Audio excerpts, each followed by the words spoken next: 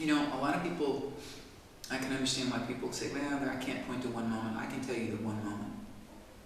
It was 1994, and I was on a pretty long tour, and we chose 3 cities, Atlanta, Boston, and Chicago, to have a symphony accompany us.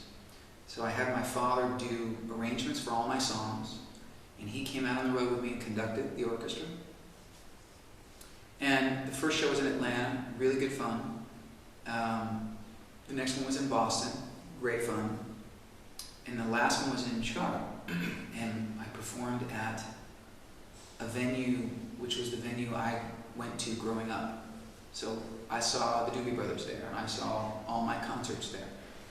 And I was playing there, huge crowd, hometown crowd, and my dad up there conducting the orchestra behind me. And I was in the dressing room right before I went out. And my dad and I just sort of had this moment, this unspoken, no words were spoken, but we just sort of looked at each other in the dressing room, and we just got the biggest smile on our faces, because it was just like, it was the perfect storm. You know, it was back home in Chicago, it was the venue that I grew up going to concerts at, and it was my dad up there conducting. So that whole night was, to me, the greatest night of my career. It was the first song that I wrote with David, and it was, he was doing an instrumental album for Japan, for a little indie label in Japan. And they wanted him to sing one song. David's not really a singer. He can't, you know, he's not a singer. But he wanted to write something that wasn't too rangy, and so he turned to his friend Jeremy Lovick, who's a magnificent arranger, conductor. And I had just become friendly with Jeremy around that time too. So the 3 of us got together one afternoon in David's house in the basement, and we wrote The Best of Me. And the majority of it, musically, was Jeremy. All the beautiful chord changes and stuff. Jeremy. He's just such a genius. And then we went out on, David had a boat in the marina, and we went out either later that day or maybe it was the next day.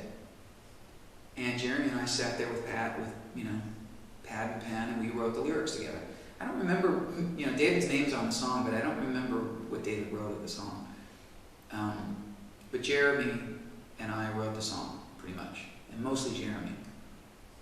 And that's why I think I have such, the feelings that I have about it, I can brag about it. I don't brag about my own songs, but I know how special The Best of Me is, because I had a smaller part to do with it, you know?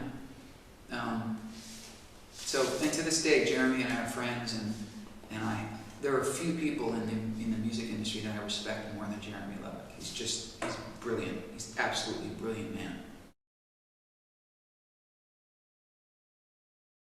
It was, because he was a big influence on me. And we met at the Grammys, I think, one year. And he was just, I think he was at a place in his life where he was just maybe a little more open. And he liked what I did, and he liked that I sort of had this, a little bit of a chip on my shoulder, because he could relate to that. And I think he just sort of liked hanging out with me at that time, you know? So for me, it was like, you know, Billy Joel wants to go to lunch. Holy crap, you know? So we spent quite a bit of time together for a couple of years. And then he asked me to sing on his record, Stormfront, on the Stormfront album. So I went and sang background vocals on a couple of songs, and it was great fun. And I just couldn't believe that I was there singing on a Billy Joel record. And he said, if you want me to play on anything. So I was getting ready to record, so he just returned the favor and played on a track. And we found some little studio in New York, and it was a little bit surreal, you know, sitting there, you know, through the glass looking at Billy Joel playing on my song. And we played it together live a couple of times. That was fun. I sat in at one of his shows, and he sat in at one of my shows. It was good fun.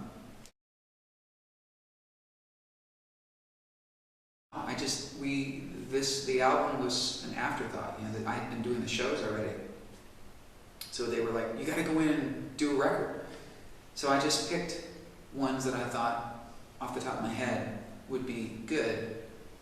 But now I've changed the show so much that I'd love to go back in, and probably will, and do a whole nother 10 or 12 songs that are totally different, because some of these songs lend themselves to this more than I thought. You know, I can with nearly every song I've recorded, I can make it work. Just some of them really work, and some of them, you know. But the ones that are in the show, I think all really work well. Even Satisfied, which I didn't think I could make work, but it's good fun.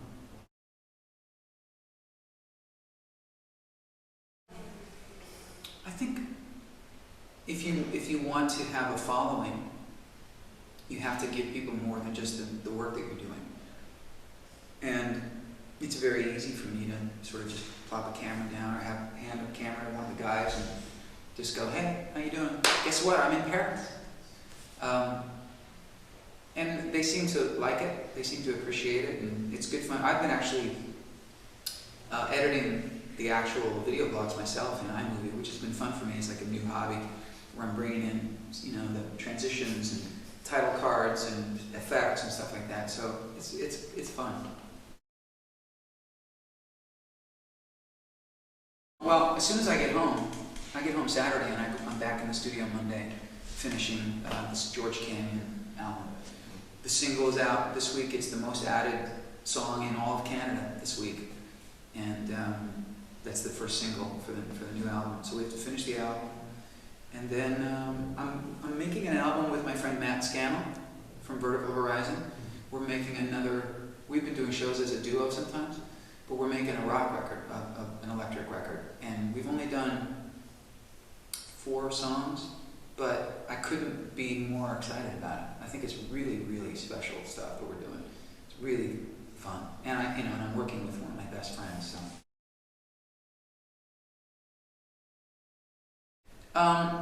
Bruce asked me to do a song for that project, and I was really listening to Richard Page's Shelter Me album a lot. And Richard and I are friends, and I thought it was brilliant. And so I just couldn't stop listening to that song. So I did that with Bruce, and I'm not a huge fan of my version of it. If you know, I would make sure that people forget my version, go check out Richard Page's version, because that's the one.